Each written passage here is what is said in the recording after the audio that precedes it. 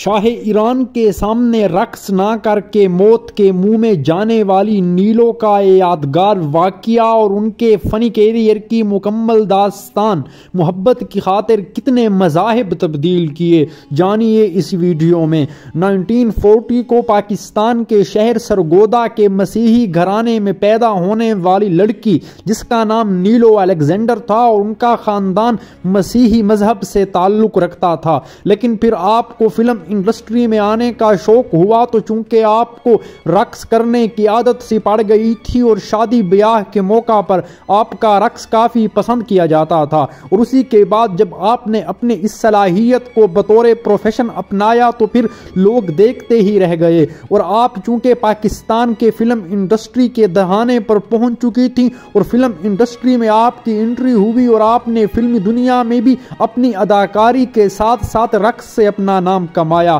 آپ کا پہلا فن رقص تھا، لیکن اداکاری آپ کی وہ اضافی صلاحیت تھی جو آپ کو دوسروں سے ممتاز کرتی تھی۔ سینکڑوں فلمیں کی، گانے بھی شاندار ہٹ ہوئے، لیکن آپ کا ایک یادگار واقعہ جب شاہ ایران پاکستان کے دورے پر آئے تو نواب آف کالا باغ جو اس وقت گورنر تھے، انہوں نے آپ سے کہا کہ آپ نے شاہ ایران کے سامنے رقص پیش کر کے اپنے آپ کو پیش کرنا ہے اور ان کا دل محظوظ کرنا ہے۔ تو نیلو نے بڑی ہی جرأت سے کہا کہ میں تو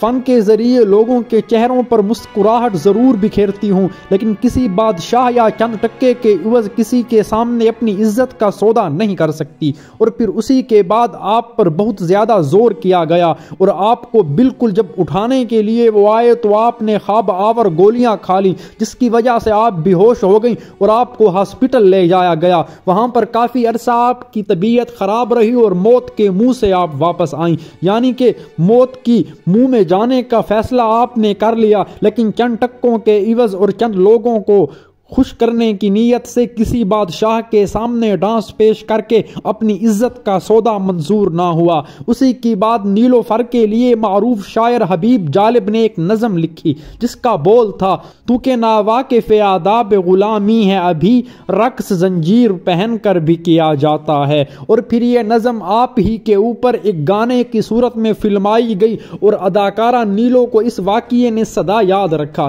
لیکن ناظرین، جس طریقے سے میں نے ابتدا میں بتایا کہ اداکارہ نیلو کا تعلق مسیحی گھرانے سے تھا، شان شاہد کا آپ نے نام سنا ہوگا جو لالی ووڈ کے بے تاج بادشاہ ہیں، وہ آپ ہی کے بیٹے ہیں۔ آپ کے والد شاہد صاحب سے جب نیلو کی شادی ہوئی تو آپ نے ان کی خاطر اپنا مذہب تبدیل کر لیا اور مسلمان ہو گئی، لیکن پھر اسی کے بعد جب آپ کی وفات ہوتی ہے تو آپ کو آپ کے بیٹے شان شاہد نے آپ کی آخری وصیت کے مطابق دفنانے کا سوچا، اور آپ کی عجیب و غریب وصیت یہی تھی کہ مجھے اپنے والدین کے ساتھ دفنانا چاہیے، اور چونکہ آپ کے والدین مسیحی خاندان سے تعلق رکھتے تھے تو اسی لیے ان کی جو مقبرے تھے، قبریں تھیں، وہ بھی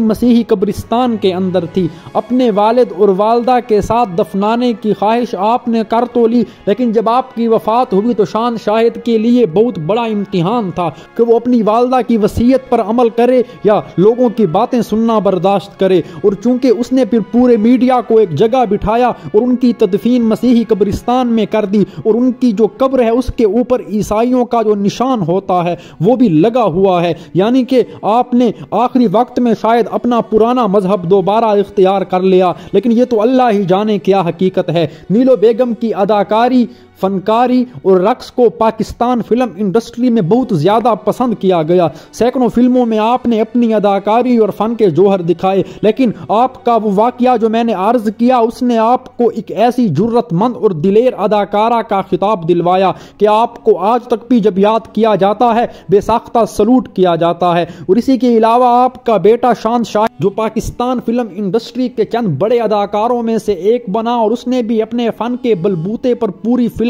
انڈسٹری پر راج کیا۔ آپ کی وفات کے بعد وہ بھی آپ کے اس فن کو آگے بڑھانے میں کامیاب ہوا اور لالی ووڈ کا سب سے بڑا فلمی ہیرو بننے کے طور پر منظر عام پر آیا۔ اداکارہ نیلو کی کچھ دلچسپ باتیں میں نے آپ کے سامنے شیئر کی ہیں، امید کرتا ہوں پسند آئی ہوں گی۔